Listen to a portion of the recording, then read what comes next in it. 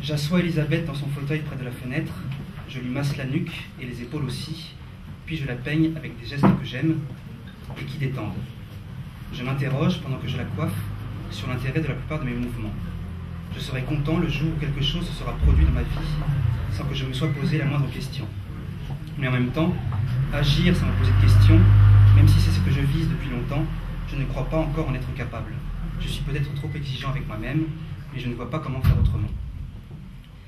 Vers l'heure du repas, je tente en vain de comprendre l'intrigue d'un feuilleton américain dont j'ai raté le début.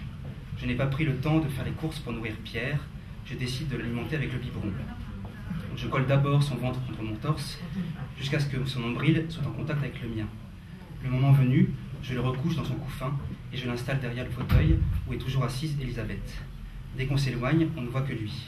Je décroche le tableautin à la fillette, puis je le glisse entre un des pieds du meuble et le mur afin de le camoufler. Après avoir vérifié que mon stratagème fonctionne, et ce, quel que soit l'angle de vue, j'emmitoufle Pierre dans un vieux plaid, équivalent commode de turbulette que je récupère dans la penderie. J'allonge Elisabeth. Je remonte la couverture sur ses cheveux afin de l'aborder. Je rejoins le hall par l'ascenseur. La porte de la chambre 103 reste fermée durant mon déplacement. J'avise les torchères, le papier peint plein d'encre, de mouettes et de bouées. Il est un peu moins de 22 heures. Je pars en direction de la plage qui donne sur l'île aux phares. La nuit, le dalmatien aboie autant que la journée. S'il n'y avait pas de grillage entre nous deux, je suis certain qu'il me mordrait. Il existe des solutions qu'il ferait taire de manière simple. La marée est haute, des vagues s'abattent sur des rochers, pendant que d'autres se fracassent mutuellement avec un bruit de flaques. Je flâne le long de la Manche, l'écume grignote l'espèce de boue sableuse qui s'est collée à mes chaussures. Je discerne non loin d'une dune ce qui me paraît être une jetée plutôt qu'un tas de pierres. Je reconnais l'île au phare, au large de l'espèce de jetée. Je m'assois face à la mer, près de cailloux qui s'entrechoquent quand je marche dessus. Je me déshabille. Je ne conserve que mon caleçon. Il y a un peu de vent et l'air est doux. Mais l'eau est bien moins chaude que ce matin lorsque je commence à y entrer. Elle est franchement glaciale et je m'arrête à m'immoler. Je reviens m'asseoir près des cailloux en frissonnant. Les grains de sable se collent à mes épaules et sur mon front. J'entends siffler ce que je suppose être un oiseau. Un hélicoptère traverse le ciel en bourdonnant. Il se dirige vers l'île aux phares. Je n'ai plus froid, j'écoute les vagues. Comme il fait nuit, je n'ai rien à voir, je me sens bien. Mes précédents souvenirs de plage, ceux qui remontent à mon séjour en colonie de vacances, ne sont pour la plupart pas bons. Sans les annuler, ce moment de paix et de solitude nuance et dote le bord de mer d'une signification pour ainsi dire nouvelle. Étant donné mon âge, je devrais d'ailleurs pouvoir me souvenir de mes vacances des autres étés. Quelques souvenirs parmi tous ceux que j'engrange depuis que je suis né, c'est peu de choses et peu d'efforts, a priori, pour les retrouver. Je déplie mon pouce en guise de repère. Je me concentre sur mes dernières vacances. Par chance, je me remémore immédiatement le lieu et même la date de mon départ. Je passe à l'index afin de me mettre en quête du nom de l'endroit où je suis allé 2 ans plus tôt. Je doute d'abord si mon départ était en août ou en juillet. Mais finalement, je me souviens d'avoir été dans la périphérie de Lyon et à Grenoble. J'en viens alors à ce que j'ai fait 3 ans plus tôt. Rien de notable apparemment. Puis, je me vautre de manière systématique parmi les lieux et les époques au bout de 4 années. Je tente d'élaborer toutes sortes d'échafaudages mnémotechniques dans le but de venir au secours de mes 2 mains. Mais ils s'effondrent les uns après les autres par manque de repères tangibles et de soubassement. Mon attention devient flottante. D'autres images surgissent, sans grand rapport avec ce que je cherche. Quoi qu'il en soit, l'état de délabrement de mes souvenirs ne me rend ni nostalgique ni affecté. C'est bien sûr moi qui, tout à l'heure, ai oublié de fermer la porte de ma chambre à cause de la fatigue, à cause de mes angoisses, ou tout bonnement sous le coup d'un geste machinal. Je n'ai pas mangé de la journée. Je rentre au coquillage. Je dépasse la propriété privée et je me faufile entre les barbelés. J'ouvre la porte d'entrée de l'hôtel avec le passe qu'on m'a attribué. Les semelles de mes chaussures, encore humides, produisent un bruit de succion et de ventouse sur le sol carrelé du hall.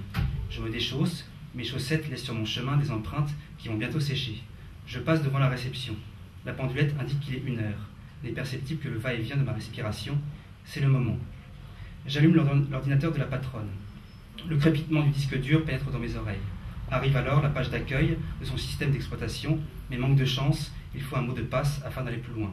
Je jure entre mes lèvres et je descends jusqu'au sous-sol. Je pisse dans les toilettes et en sortant, je remarque que la porte vitrée où est écrit le mot privé est entr'ouverte. La pièce est vide alors qu'il est, elle m'apparaît en l'occurrence très propre. Ses dimensions sont inférieures à celles du restaurant. C'est un parallélépipède. Il est coupé en 2 par un plan de travail de plus d'1 mètre, à droite de quoi s'alignent 2 grands éviers inoxydables. le frigidaire, le petit chauffe-eau qui crache des flammes, et de l'autre côté une série de plaques à induction inopérantes à cette heure-là. Les murs sont peints en beige. 2 congélateurs flanquent un second plan de travail où traînent plusieurs couteaux, des louches, des poêles et des casseroles en fonte de taille variable. Une fenêtre étroite dans le fond de la cuisine donne sur le parking. Elle est plutôt carrée que rectangulaire. C'est comme un jeu. Je remonte dans le hall à pas de loup. Je bifurque près du comptoir en me disant que je vais trouver le chemin qui me mènera jusqu'au logis de la patronne. Quelqu'un descend alors par l'ascenseur et l'inconnu vient du premier. Les portes automatiques coulissent et le soldat me considère d'un regard froid. J'essaie de me comporter comme si de rien n'était. Le néon de l'ascenseur accuse et modifie certaines de ses expressions. À cause de la faiblesse de la lumière, il a les traits plus caves, plus abîmés, avec des triangles d'ombre sous le nez et sous les yeux. Le débardeur cintré qu'il porte met en relief non tant ses muscles que sa pomme d'Adam, les veines du cou, le cartilage. Je pense à tout ce qui se tranche, à tout ce qui s'écrase. Je me demande ce qui préside au choix de ces immenses tatouages. J'attends qu'il se déplace ou baisse son regard. Il a une attitude qui me déplaît de plus en plus. Il sort de l'ascenseur et la lumière moins zénithale du hall apaise ses traits. Tout bien considéré, peut-être que ma mémoire est moins mauvaise que je ne le pense, que j'avais bien fermé ma porte et que c'est lui, après avoir récupéré la clé derrière le comptoir, qui est entré dans ma chambre. Je suis parti me balader tellement longtemps que cette fois-ci, les choses ont pu changer. Pour commencer, ma porte n'est pas ouverte et je soupire de soulagement. Je ferme à double tour. Pierre est toujours dissimulé au même endroit, derrière le fauteuil, par le tableautin, la fillette. J'hésite un peu, mais c'est plus fort que moi.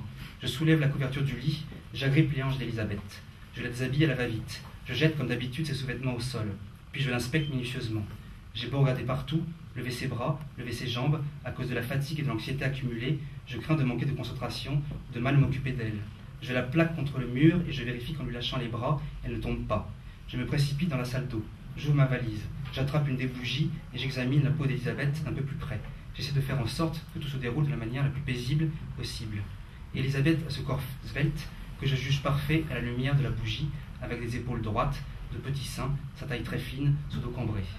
Je la prends entre mes bras, je l'éloigne du mur et je la rallonge sur le lit. Je ne repère pas de traces de doigts ni de salive autour des zones érogènes les plus classiques. Pendant que j'observe l'état de ses aisselles, certains de ses plis les plus cachés, un peu de cire tombe sur son ventre. Je balance la bougie de rage vers la salle d'eau. J'essuie Elisabeth et je me sens exaspéré. J'en ai assez de me remettre en question, de douter de moi, de me dire que j'ai tort. Assez, lorsque j'écoute les gens de Metz et de la Max, de me dire qu'ils ont raison, qu'ils en savent plus que moi, qu'ils sont plus intelligents, meilleurs, plus mûrs, plus avancés, qu'ils réussissent alors que je rate ce que j'entreprends. J'en ai assez d'être secret, d'être timide, de me replier, de croire que je suis mauvais. Assez d'être jaloux de ce pourquoi je n'ai pas d'estime, des gens que je n'apprécierai jamais. Leur vie me consterne, elle gâche la mienne. Leur piètre organisation des choses a vidé de sens toutes mes occupations. Et tous ces gens, tous ces objets, ces paysages autour de moi ne sont rien de plus que le résultat de cette organisation. Et qu'ont-ils donc à me proposer? Des objets froids, des corps grimés, exténués, des corps honteux, des corps résiduels, maintenus debout par des moyens artificiels. Ce que je ressens ne regarde que moi.